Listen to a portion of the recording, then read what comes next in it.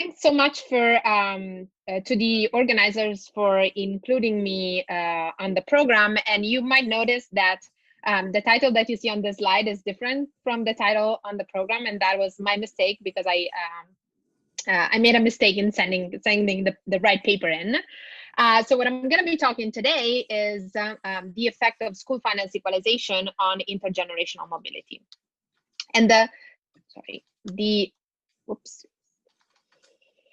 the main motivation for this paper is this map right here, which you might have seen in different outlets. It came out in a paper a few years back from Chetty and co-authors. And this map shows measures of one specific measure of intergenerational mobility, which is the expected income percentile of children whose parents were on the 25th percentile of the income distribution, computed separately for each commuting zone in the US. And what this map is showing us is a lot of variation in this measure of intergenerational mobility across different places in the US. You can see that there's a variation between, for example, the southeastern part of the US and the Midwest, but also within geographic areas, there is a lot of variation across commuting zones. Something else that Chetty and his co-authors have pointed out is that not only we see these differences in outcomes in terms of intergenerational mobility, but it also seems like it's the case that growing up in high mobility places has a causal effect on mobility. What we know a little bit less about is what makes certain places better at improving intergenerational mobility compared to other places. There are a few kind of candidates that have shown to at least correlate with high mobility places, and these are things like lower income segregation, more stable families, as well as better schools measured by test scores. However, we don't really have a lot of evidence on which ones of these policies have a causal effect on intergenerational mobility at the local level. And what I'm going to be doing in this paper is try to make a little bit of progress in that direction. And I'm going to focus specifically on equalization in school funding. The idea being that equalization reduces the differences in per pupil spending within across districts within each state. And the hypothesis that I'm going to be testing is that a reduction in the disparities in, if you will, the human capital investments through public schooling is going to improve intergenerational mobility because it's going to level the playing field. Let me tell you a little bit. Yes. Can I ask a very quick question? So what does it mean to ask whether this causes mobility? Don't I need to pick like a definition of mobility? I'm trying to understand. I'm going to tell you which definition of mobility I'm going to be using. The short answer is that I'm going to be looking at the absolute mobility that I showed you in the previous map. Okay, thanks. Does that answer your question? Yeah, sure. Thank you. Okay, so what do I mean by school finance equalization? What am I going to be looking at? In the US, public school districts are financed to an extent that varies across states through local property taxes. Which means that in practice, different school districts, poor and richer districts, receive different amounts of money and are able to spend different amounts of money on their students. And for this reason, in an attempt to close these disparities in per pupil spending across districts within each state, school finance equalization reforms have been passed in virtually all states starting from the early 1970s. Okay, in an attempt to reduce, to change the way the school districts are financed and reduce these spending differences across school districts. The nice thing about these reforms is that they create variation not only in the levels of expenditure, but also in their distribution across school districts within each state. And there have been studies that have tested the effects of these reforms on a variety of outcomes, including students' achievement, as well as income and poverty. Some of them, I think, also by people in this room. But what I'm going to be doing in this paper is, instead of focusing on the level of expenditure, I'm going to be focusing more on the distribution across districts within each state. So in the first part of the paper, I am going to start by trying to measure the extent to which school resources are distributed equally or less equally across school districts within each state. And I'm going to do that through this measure that I'm going to call beta. This beta is going to be the elasticity of per pupil revenues to per capita income across school districts within each state and year. So I'm going to be calculating this measure for each state and year in my sample. I'm going to find that beta declines by approximately 60% of a standard deviation following each school finance equalization reform. And then I'm going to be using this beta to explain intergenerational mobility. That is, I'm going to study the effect of a reduction in beta, which corresponds to an increase in equalization in school spending across districts within each state, on the intergenerational mobility of children who were exposed in that beta while they were in school. Now, in doing this, I'm going to be facing an empirical challenge, if you will, that comes from the fact that whenever you change the way that public schools are funded, you are going to induce household sorting across districts in a T-bool fashion, if you will, which is going to lead to the endogeneity of post-reform revenues and expenditure if this sorting is directly correlated with student outcomes. To get around this issue, I'm going to be using a simulated instruments approach that is going to leverage is going to try and isolate the change in beta that comes from changes in the parameters of the funding formula and sort of leaves unchanged the composition of each school district. So parses out the T-bool sorting. What I'm going to find is that a 1 standard deviation decline in beta, that is an increase in equalization, is going to lead to a 5 income percentiles increase in the rank of children whose parents are on the 10th percentile of the parental income distribution. These are the sort of very poor children. This is going to correspond to approximately a 13% increase in income.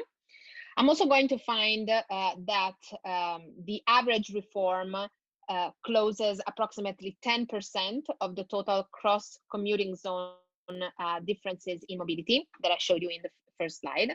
And I'm also going to show you that accounting for this endogeneity that comes from T-bool sorting is important, because if one were just to use OLS, they would estimate an effect of equalization on mobility that is smaller than what I find through IB.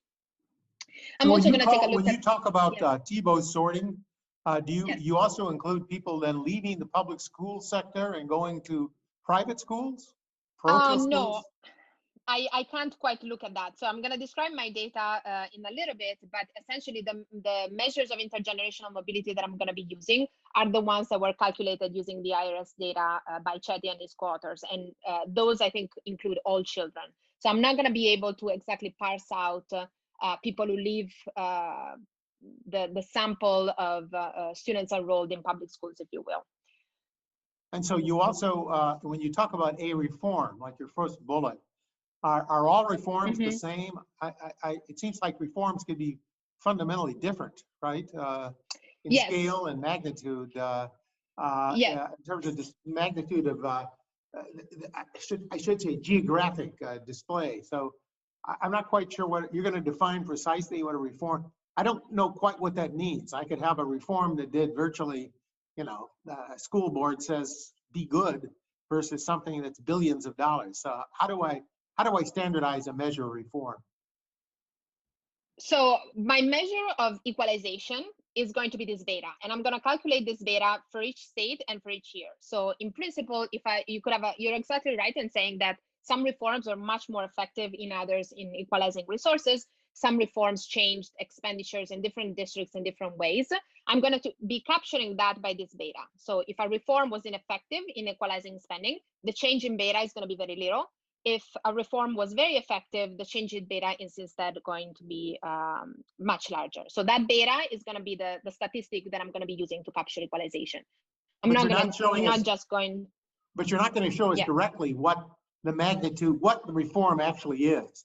So I'm thinking about a guide to policy. I mean, what exactly is a reform? I mean, what do I make with the, let me put it this way, what do I make of your first bullet point if I just leave it undefined of what a reform is? Yes, I guess in my first bullet point, I'm pulling all the reforms together, and I'm showing you a number that corresponds on average to the change in beta after a reform. And in the paper, I go a little bit in detail into kind of trying to characterize different reforms. And in my simulated instrument, I'm actually directly going to exploit the fact that different states have different pre-reform and post-reform funding formulas. So the change introduced by each reform was actually very different, and those parameters of the reform are going to constitute what I call the simulated instrument. I'm not going to be able here to sort of describe all the reforms and what they did for all the states, but I guess the short answer is I'm going to try and capture that heterogeneity in the changes in funding formula across different states through this beta and through the simulated instruments approach. But you're taking the position that these reforms are exogenous? I mean, literally, the fact that yes, I'm going to take. There is a reform pre and post. Why does that arise? Is that anything to do with local public concerns, or how does this arise? Or that just rains down like manna? I'm just curious. So I'm going, for the sake of the paper, I'm going to take the fact that the reform was passed as exogenous. Reforms were passed for different reasons. I think there's a good chunk of reforms, especially the earlier ones, were triggered by lawsuits of parents who came up and said, well, I think that the funding scheme in my school district is unconstitutional because it violates the 14th Amendment of Equality of Opportunity. And some of these lawsuits escalated up to the state Supreme Courts. And in several states, the Supreme Courts actually established that those schemes violated the Constitution and therefore had to be changed. So that was, in a lot of states, what triggered, what sort of mandated that the state came together and changed the funding formula in a way that would equalize this. So a low level of spending dependent in variable more triggers triggers what you're calling an exogenous instrument. Say that again, sorry. I'm saying you're saying a low level or maybe a change in your outcome variable triggers what you're calling the exogenous instrument. Is that correct? That's your example you just gave. I'm just curious. Why would that be the case? Why would it be the case? No, you just gave me an example that the parents brought lawsuits, and I assume they had data showing that outcome scores were low. And therefore, I would guess what you were saying was, maybe I misinterpreted it, that those individuals, those states where these suits were brought were low performance states, or something had gone wrong. And we're going to see how this— More than the outcomes. I think that more than the outcomes, what they were focusing on was per pupil spending. So the kind of standard example that people bring up when they think about school finance equalization reforms is this Serrano lawsuit in California in the late 60s and early 70s. And there, really, the number that people would bring up was the average difference in the richest or highest spending and lower spending districts. So they were more focused on per pupil spending than they were on actual outcomes. So I think, see but this, you may think that they're correlated. Yeah. I see this as maybe more complex in terms of analyzing the treatment effect policy evaluation than the following. You have beta as a treatment effect, and you're going to look at the translation of this in terms of mobility. That is less complex in terms of attribution of what caused beta. You got beta and you want to have a transformation of this in terms of what it means for mobility. That's a much cleaner view of, I think, what is going on. I guess the question is sort of the interpretation of the effect of beta on intergenerational mobility. But what I think Jim is questioning is attribution of beta to the treatment, to the policy. That's where the complexity arises. Yes, I see your point.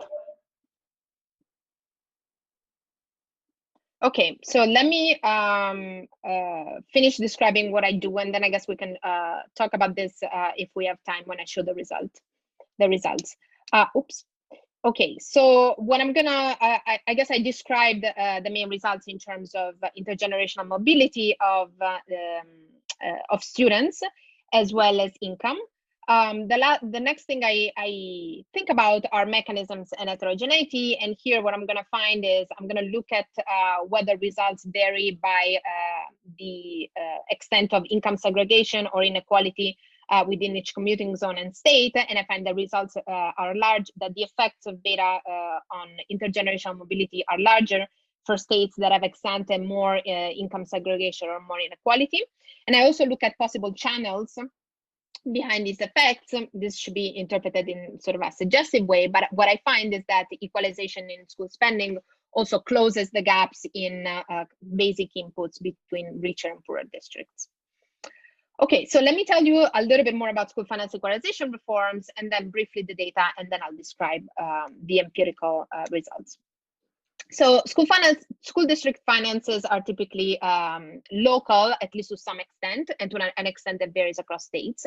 And school district revenues are usually determined as a function of property values and this tau, which is a property tax base, that's the property tax rate, as well as some state aid that is calculated in various ways across different states, and the calculation of aids has also changed over time. Some states calculated as a foundation grant aimed at bringing all school districts at a minimum amount of spending, conditional on the local property revenues. Some other states instead give flat grants to their school districts. Some other states have plans that are called guaranteed tax base that are aimed at sort of encouraging fiscal effort from the standpoint of the school districts. Some states also have revenue limits in the sense that they put a cap on how much each district can raise. What the sort of common denominator across all these different plans is that the reliance on local property taxes introduces some disparities in school funding within each state. Okay, and equalization reforms had the objective of changing the funding formula in a way that would close these differences in spending across different richer and poorer districts. What is nice again about these reforms is that they're going to create some variation in the distribution of revenues and spending across districts within each state, which I'm going to be using to explain mobility. So let me briefly describe the data. The main data that I'm going to be using and the main outcome variable is going to be a measure of intergenerational mobility defined as the children's average income rank for each commuting zone cohort and parental percentile in the distribution of the state. Okay, so this is going to be my outcome variable. It's what Chetty and co-authors call the sort of absolute measure of mobility. And the nice thing about it is that it's going to allow me to explore the effects of beta on mobility across the distribution of parental income. So not just for the poorer kids, but for poor as well as wealthier kids. And this, I should mention, this is those are measures of mobility that are calculated by Chetty and co-authors using IRS data. So I'm just gonna take those measures and use them as my outcome variable. The second piece of data is just household income averaged at the school district level that comes from the Census of Population and Housing and the ACS, which I'm going to be using to calculate beta. The third piece of data, or well, better information that I use in the empirical analysis are states funding formulas. So what I did in practice is I wrote down each funding formula for each state and for each year, putting together a host of mainly legislative sources. So I looked at the formulas that were used to calculate district revenues and mostly state aid across states and over time. And then the last piece of data includes per pupil revenues, expenditures at the school district level, as well as all the elements entering the funding formula in each state and each year. And these include things like property values, income in the case of some states, local property tax rates, as well as other types of tax rates. And because funding formulas are different across states, and even within each state, they have changed across time, there is no unique source for this data. So what I did is I collected these pieces of information separately from the state departments of different states, okay?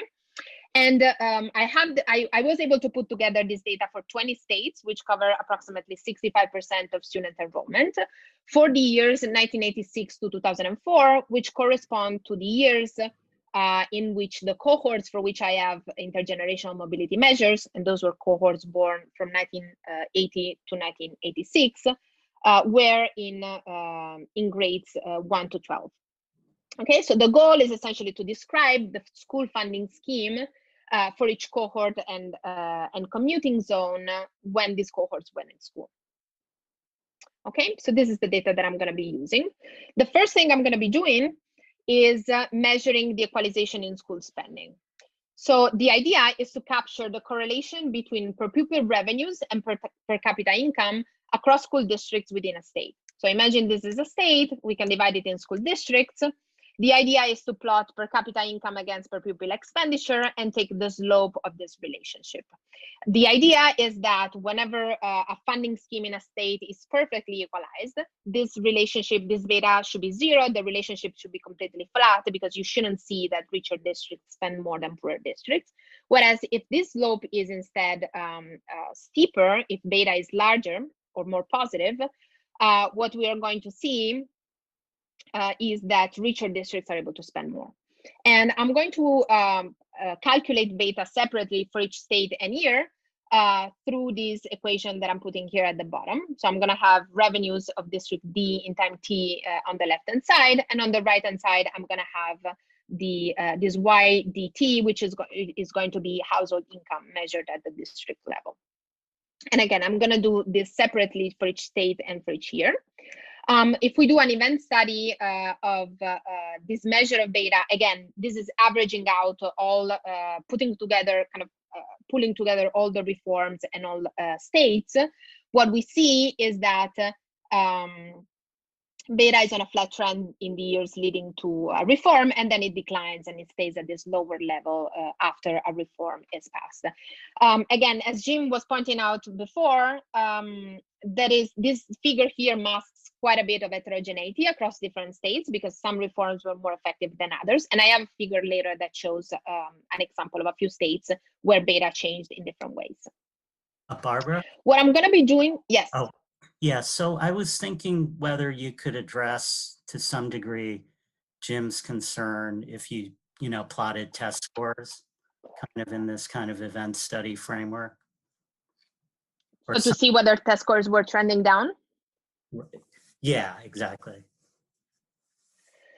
So I can try. The main challenge that I have faced throughout this project and trying to assemble the data is that because I'm using cohorts that are about between like 35 and 40 now, I have to go back in time quite a bit.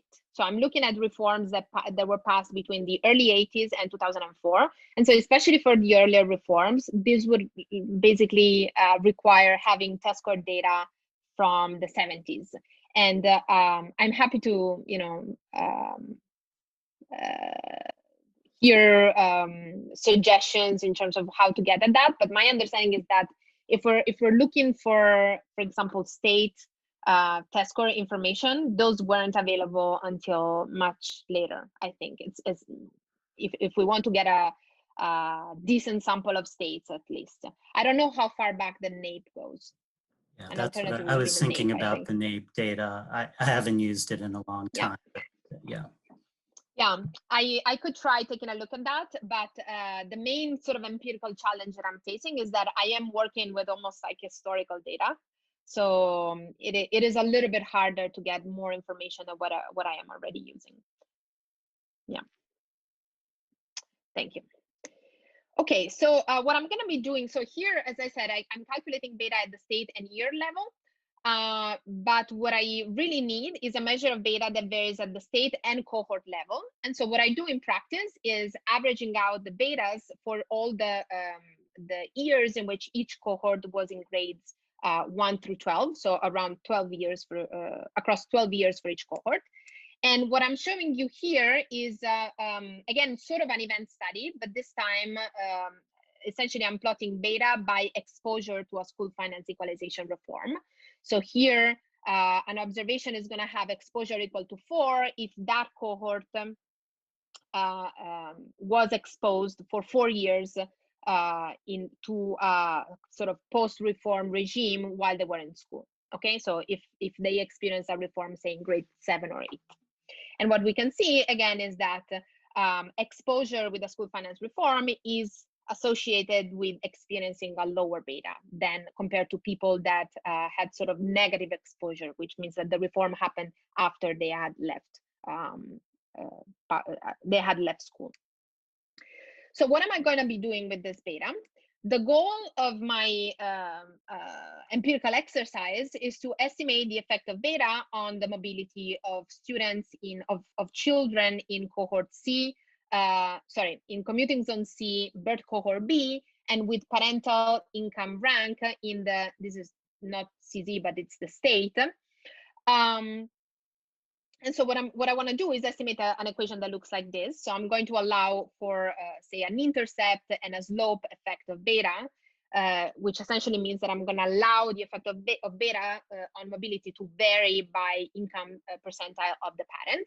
And I'm going to be controlling for commuting zone and for birth cohort fixed effect. So I'm going to be looking at within commuting zone across cohort changes in mobility and how those can be explained by changes in the equalization of the school funding scheme experienced by each cohort. The challenge, as I mentioned before, is that beta is going to be endogenous after a reform due to this TIBU sorting. A change in the funding formula essentially changes the price of public schools to taxpayers, because it changes the relationship between the amount of money that people are required to spend in local property taxes and the sort of public good that they get in return. And so the result of this is sorting of households across school districts. This sorting can affect house prices, which in turn can affect the tax base, which in turn affects school revenues. Again, to an extent that depends on the funding formula and on the reliance on local property taxes. So it's going to vary across states. And I'm going to show you now some evidence that indeed we do have some sorting following the school finance equalization reforms. So here what I'm doing is I'm using the statistics of income data to look at rates of in-migration and out-migration at the county level in the years surrounding each reform. And what you can see is an increase in migration rates, both in and out of each county following a school finance equalization reform. I can go a step beyond that and look at who are the people who are coming in and out, whether there is really sorting or whether sorting on the basis of variables that we might be interested in, like income, for example, or whether there are people that are moving in and out to look like the stayers. So what I'm doing here is instead an event study of the absolute difference in incomes of in migrants and out migrants and the stayers. And what you can see is that difference between the migrants and the stayers becomes larger in the years following a school finance equalization reform, which suggests that people who are migrating in and out are different than the people who are staying, which again is evidence in line with this idea that people are sorting on the basis of income, essentially. One other piece of evidence in line with sorting is house prices. About the reforms? Yes. And that is, yes. Is the only reform here the school reform, or does this have to do with, say, a change in like an election where people vote in one group and a whole set of social policies are imposed? I mean, that's very common with school reform, that it isn't a single issue matter. So I'm curious as to what the other reforms are and how you control for those. So my understanding is that these reforms were sort of their own thing, and one I think you have feature of evidence this on reform, that? which I think you looked a at lot these of reforms? No, I'm just asking. I'd like to see the so evidence. I don't have evidence now in the presentation, but I have read quite a bit on these reforms, and I think one other thing that people that have used this that have studied these reforms before me have shown is that the time in which the funding formula was changed very often had to do with however long the lawsuits were lasted. So how long, when the court ruling really happened, more than with things like changes in whoever is in power. Does that make sense? Because a lot of these reforms are court ruled. Yeah. But aren't the lawsuits a sign of basically discontent? I mean, they're just an example, which could show up in electoral reform as well as judicial reform. I'm just trying to get at the local public finance here. And one would wonder, I mean, at the time, the lawsuit is not exactly an exogenous affair, as we noted earlier. So, and I would guess if so the start of a lawsuit, for sure. Yeah. I think the start of the lawsuit, for sure. The length, the ultimate ruling, I think there's the when that is going to happen is a little bit more random. A little bit. Does that make sense? No. Well, I think it's fair to assume that it is random, or at least you know. No, I understand you're going to assume it's random, but I don't see why that's true, actually. But that's okay. That's the name of this game. A lot of people do just that. So go ahead. Thank you. Okay, so another piece of evidence in line with this idea of sorting is house prices. And here it's you know, the first piece of evidence where I'm actually showing that different reforms did different things.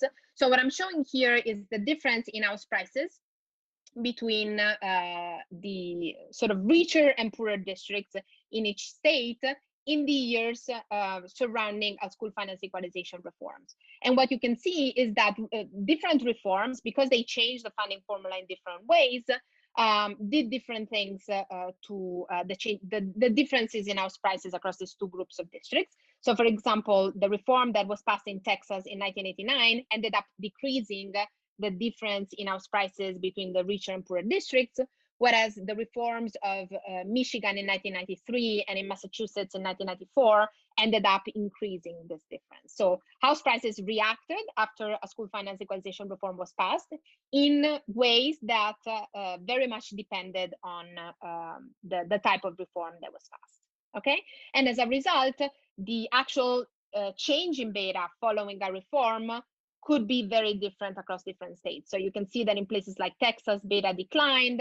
In places like Massachusetts, it declined even more. In places like Michigan, for example, it tended to be a little bit more flat. I'm a little concerned so about what I'm going to be Texas, doing.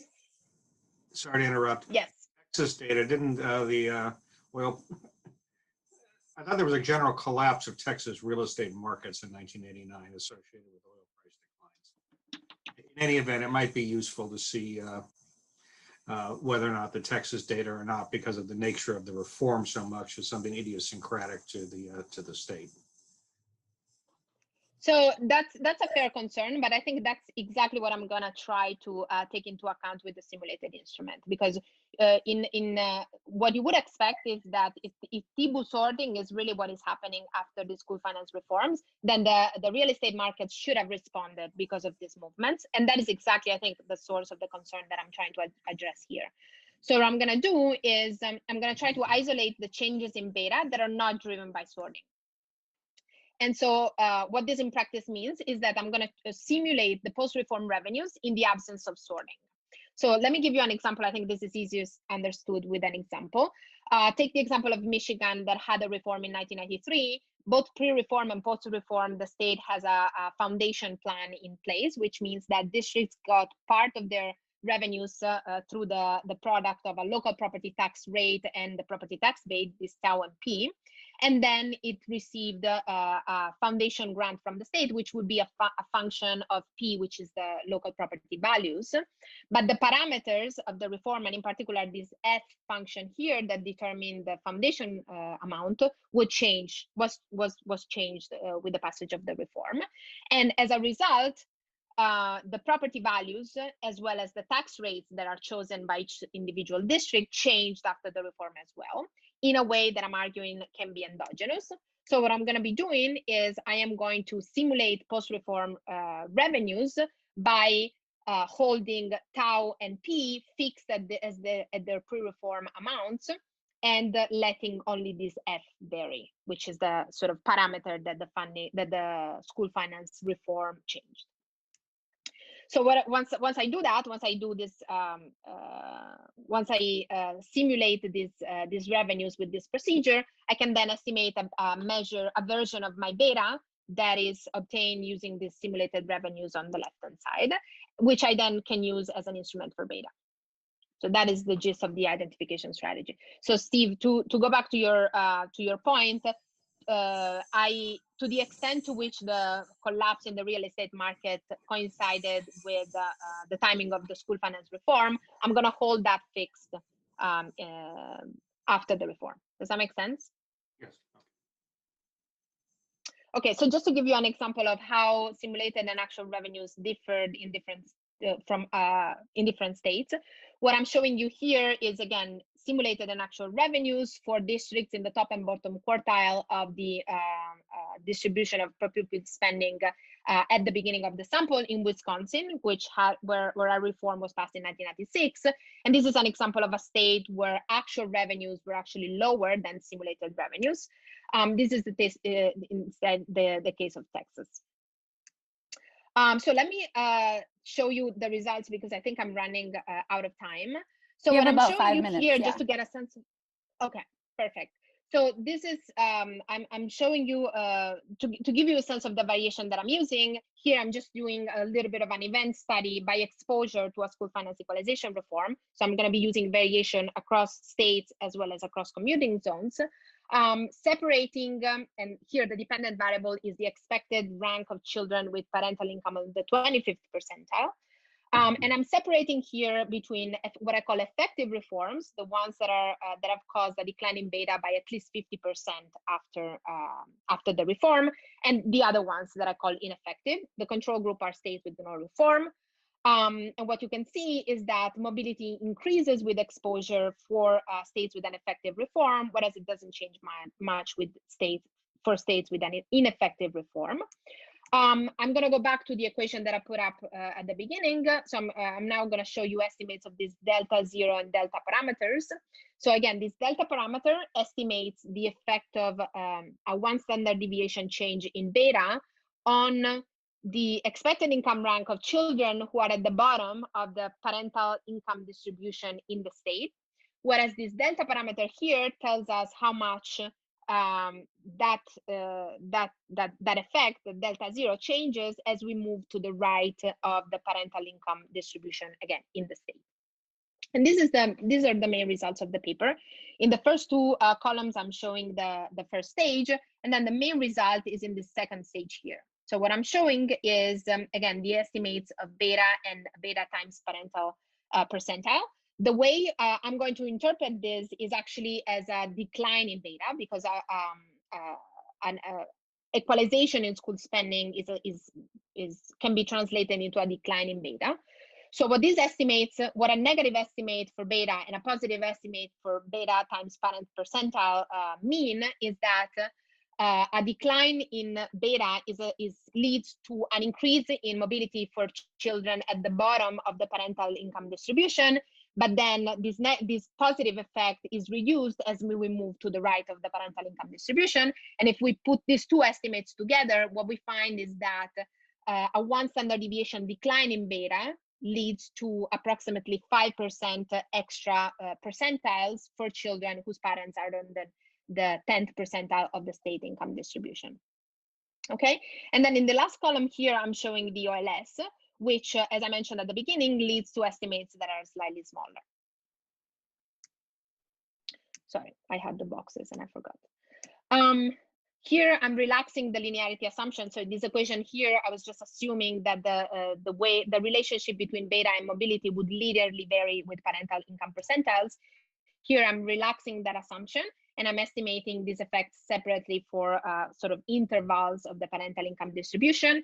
What you can see again is that the effect of beta, of a decline in beta is larger for children at the bottom of the parental income distribution, and then it declines up to the 50 to 75th percentile of the parental income distribution. And then after that, it basically remains flat. Whoops. I can also estimate the effects of changes in beta on income by essentially linking the children's rank in the income distribution with income figures using the distribution of income in the country. And what these numbers mean, again, we have a negative estimate for beta and a positive estimate for beta times parental percentile. What these estimates mean is that a one standard deviation decline in beta leads to approximately a 13% increase in income for children whose parents are at the bottom of the parental income distribution. Here I'm separating, I'm estimating the effect of beta and beta times parental percentile by separating across cohorts that were hit by a school finance reform while in elementary school, while in middle school, and while in high school.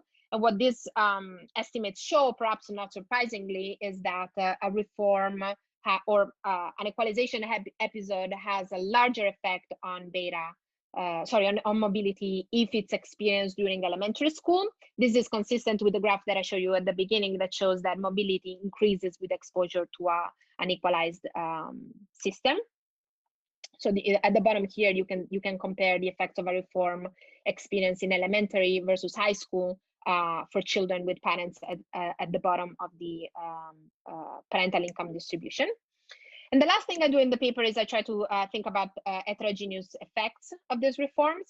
And in particular, I estimate the effects separately for states with higher versus lower, or actually commuting zones with higher versus lower competition across districts. So here I'm just counting the number of districts per student as a measure of competition. The idea being that equalization could perhaps have a larger effect on mobility in a context in which there are a lot of districts which are competing for state resources. I then estimate the effect separately by income inequality, the idea being that the same decrease in beta translates in a much larger decrease in the actual dollar amounts difference across richer and poorer districts in a context in which inequality in income across districts is larger. And I also estimate the effect separately by the extent to which we have income segregation within each commuting zone. The idea being is that if segregation is larger, then it's more likely that in a given commuting zone, all the lower income students are enrolled in the poorer districts. And what you can see here is that the effects of beta are larger in commuting zones that have a higher competition across districts compared with those that have lower. Here are estimates by income inequality. Again, the effects are larger in commuting zones that have a larger income inequality compared to those that have a lower income inequality. And these are estimates by segregation. Effects are larger for commuting zones that have a higher degree of income segregation compared to those that have a lower degree of income segregation. And here, sorry, I should have mentioned this before, but I'm just splitting into above and below, top and bottom quartiles of the distribution. These are just robustness checks, which I'm going to skip for the sake of time. The last thing I want to mention is I look at one potential channel for these effects that I find, which is equalization in school inputs. And here I'm using the teacher-student ratio. And what I'm showing is the effect of beta by percentile in the income distribution at the district level on the teacher-student ratio in that district. And what these estimates are telling you is basically that beta has a larger effect on the teacher-student ratio for poorer districts, for districts at the bottom of the income distribution, than it has for richer districts, where actually the effect is basically zero. And I am massively out of time, so I'm just going to conclude by saying that what this paper finds is that school finance equalization increases intergenerational mobility, but also that when thinking about using these reforms to say something about student outcomes, one thing that we should keep in mind is this possible T-boo sorting, which might lead to the endogeneity of school revenues. And this paper proposes a possible solution to that, which is the simulated instruments approach, which directly uses the funding formula parameters as instruments. Thank you. Thanks so much. So open the floor, please. Could I ask the question about the timing? You're emphasizing a lot the mobility, T-bow mobility. How long? I mean, you know, the mobility you're talking about is mobility of selling your house or at least renegotiating your rental contract. There should be some real time delay there. I'm just wondering how you align that. I would think the time to adjust would really be quite, might be pronounced. Longer. How do you deal with that? So it is a possibility. I don't think that the identification strategy necessarily I think the identification strategy takes that into account, because if you, to the extent that there is some sorting, I want to control for that no matter when it happens. And I do that by holding everything fixed to the pre-reform levels. And I think the graph that I showed about the house prices, which I was looking for, shows some evidence that house prices react with some sort of lag. So it's in line with what you're saying. This graph. No, I here. understand, but that lag would then probably Yeah. be where you should be thinking about the mobility. I'm just trying to align the fact that you've changed the system, so now the schools are better. But you know, this is not like growing an apple in a given year. It's, you know, you're basically changing the whole system, and it's going to take a while for it to have an effect. And there are going to be cohorts of kids under the old system, some under the new. How do you separate out the cohorts of kids who are truly affected, those who are partly affected, and those who aren't affected at all? Isn't that a kind of test of your model? Like, take the elementary school results. I mean, if some of these kids you have now were in elementary schools that weren't, you know, weren't affected at all, I'm just wondering to what extent that should show up as having no effect in terms of elementary school reforms, but could show up later, maybe in high school. That's what I'm trying to get at, is to how the exposure so let's see of the effect. This goes back to the question of exactly what effect are you telling us? I'm not quite sure, after looking at all this, to see, or listening to all this, what policy you've told us is a good thing to implement, and why. So and let's see if I understand. So what I'm doing is, for each cohort, I'm estimating the average beta that they experience. And the elementary school result basically tells you that if a reform hits in elementary school, that means that the children in that cohort are going to be exposed to a more equalized regime for a longer period of time. So even if it takes time to they've had no. Do you have cohorts that have been exposed for, say, 7 years, including kindergarten, and some cohorts that are exposed for 3 years? I mean, do you make any use of that variation? And what is it? I do. And okay, so what happens if I have a longer exposure? So I'm sorry if I went fast and maybe this wasn't clear. Let me look for it again. So this slide here is basically telling you that if a reform hits in elementary school, which means that you're going to be exposed to a post-reform regime for longer because you have middle school and high school to go through, then the effect of that reform. But I'm thinking about elementary school, the first 3 years of elementary school versus the first 6 years and so forth. I mean, just breaking it out. I don't know. It goes back to the question of what's the definition of the exposure here. And do you actually have data on kids who actually went through the whole school system from kindergarten to 12th grade under the new reform? I'm just curious. I mean, that's interesting. In some states I do. So unfortunately, the data, in an ideal world, I would have more cohorts, because if I were to have more cohorts, then I could really, compare within each state cohorts that were fully exposed to cohorts that were never exposed. In states with a reform, I can't quite do that because I only have 7 cohorts. And I think here the comparison across states helps a little bit. But this is the best that I can do with the data that I have. To the extent that I can explore a little bit this exposure, I think I'm trying to do that. Okay, and one last question is, when you're in simulated instrument, you are using F1 evaluated at P0. And the question is, I mean, so you were showing us a function. I believe it was a function, and I wasn't sure how you determined F1, and you were evaluating the function in an potentially off support area. So I'm curious about this, how you construct the F1 function, and in particular in your instrument. That's crucial. So the F1 function is not something that I get out of the data. So it's not something I estimate. It's something that I take from the law. So the law basically says that the amount of money that this district should get is going to be the property value per pupil minus this amount divided by this amount.